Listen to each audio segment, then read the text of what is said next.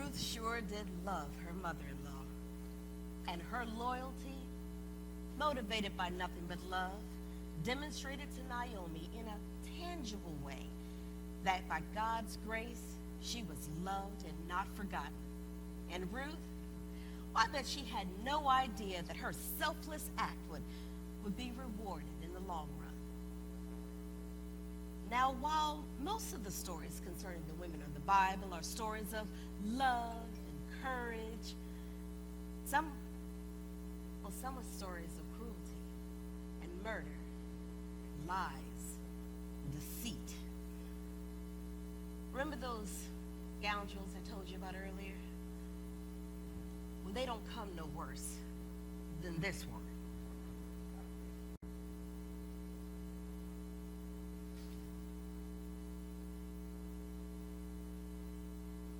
My name is Jezebel.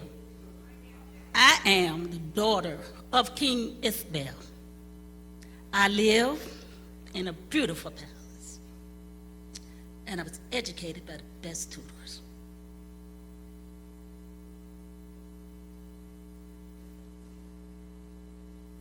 My family worship many gods.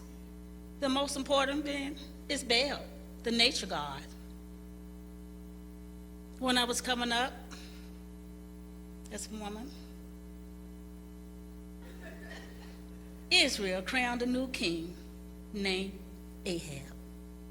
Later, I became wife of King Ahab, and we ruled as king and queen. Faithfully, I continued to worship my God, and I introduced them to Israel. The ones refused, they was put to death. I brought 450 prophets to Israel, and I ordered them to go and kill all of Israel's prophets. And neighbor, a common vineyard that lived down the road, he was asked by the king to sell his land. He refused to sell his land because of his Jewish law. The land is an inheritance from his father.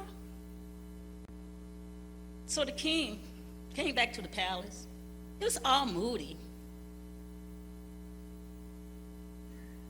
Mooted. He didn't want to eat. He went straight to bed. So I asked him, what's wrong? He said, neighbor refused to give him the land. I told him, I said, don't worry, I will get the land for you. So I wrote a letter falsely charging Ahab of treason and blasphemy. I sealed it with the king's own seal, and I signed it and sent it off. When word got back to me that neighbor was stoned, I told the king to get up, go and possess the land. Neighbor is dead. Now at this point, Elijah, that prophet, met the king in the vineyard, told him all what I have done. He predicted that all my heirs will be killed, and I will be eaten by dogs. Huh. I heard Jehu was coming to Jarrell. So I fixed my makeup, did my hair, and I put on my finest dress, and I went to the window. And when I seen Jehu enter the gates of the palace, I looked down and shouted at him, have you come in peace, you murderer? You just like Zimmer who murdered his master. He looked up and saw me standing in the window, shouted back up, who's on my side? Throw her down.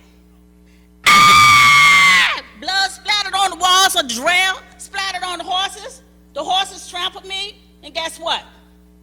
The dogs ate me. The only thing was left was my skull, my hands, and my feet. Whew.